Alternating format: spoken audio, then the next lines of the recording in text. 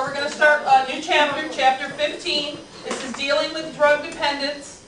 We already found out a lot of information in chapter 14 about different types of drugs and dependency on alcohol, tobacco, over-the-counter and prescription drugs we learned about. We learned about hallucinogens and narcotics and stimulants and depressants. Okay, so now we're going to take it one step further. We're going to talk about what happens when you become dependent on these type of things and what can you do about it, how it affects your life, how it affects society in general, and how it affects you with your family. So that's chapter 15. Our essential question is, what are the physical and psychological problems of drug dependency and how does it affect the family? That's our essential question for this week. Physical. What does physical mean? When we talk about physical dependency, what do you think that means? Anybody know? What is being physical? Moving around. Moving around. Very good, Randall. It's moving around. So if it's moving around, it's your what? Body. Your body, right? So it's physical dependency is how it affects us physically or how it affects our body. What's psychological? Our mind. Your mind, right? Remember we talked about psycho being anything with psycho in it has to do with our mind. So psychological, how it affects our mind and how we become dependent physically. Our body can't not have that substance in us without us going through, what's the word that we learned? Withdrawal. Very good, Randall. So, and psychologically, we think we need it. Those are the two things that we're going to deal with. All right.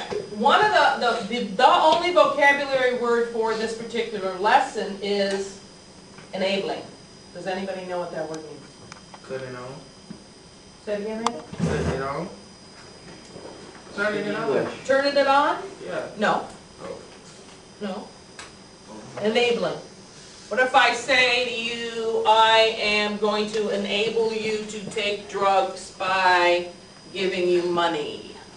Give me a sentence. I'm helping, yeah. I'm helping you by oh, come on, just take a hit. Right? Okay, that's pressure. I'm making pressure on you. So, money, giving you money, being your supplier, peer pressure, anything else can we think of that might be help enable someone? How do you think a parent could enable a kid to do it without even realizing that they're doing it? Traits. Yeah, it could be a hereditary trait, right? What else? Can you think of anything that they wouldn't even realize they're doing? Maybe emotionally? So if you don't stop or don't say anything to them, that's letting them basically get away with it. And once you let them get away with it, they think, oh, I got away with it this time. I won't be today. You want to read the objective up in the book, top of the book? Yeah. After reading this lesson, you should be able to explain psychic and physical and psychological drug dependence. Okay, so you should be able to explain what it is. The second one, anybody want to? Drug dependence causes society. Yeah, we're going to explain how it affects society and how it costs us. Remember about all that stuff we learned about taxes and math?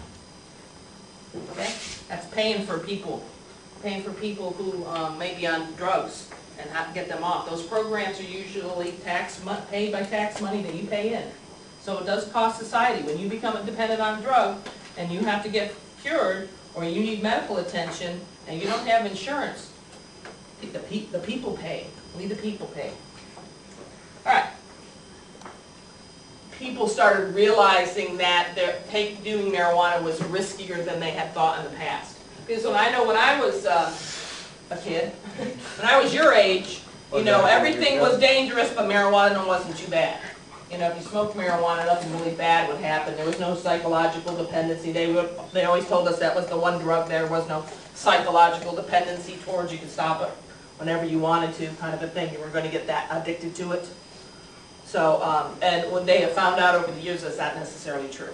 It's maybe not as addicting as some other drugs, but it's still does have an addicting effect on you. So as we learn more information, because now people who started smoking marijuana in the 60s, which is when it started to become more prevalent, now we've had 20 or 30 years to study it. Back in the 60s and 70s, it was a new thing. So over the years they've been able to study it, they realize there's a greater risk, and as that information trickles down to the teenagers, less people are doing it, which is good, you know. We don't need a society of people dependent on drugs. Yeah, man. You didn't get one, man? I thought you gave you one. Didn't you get one on Friday? No.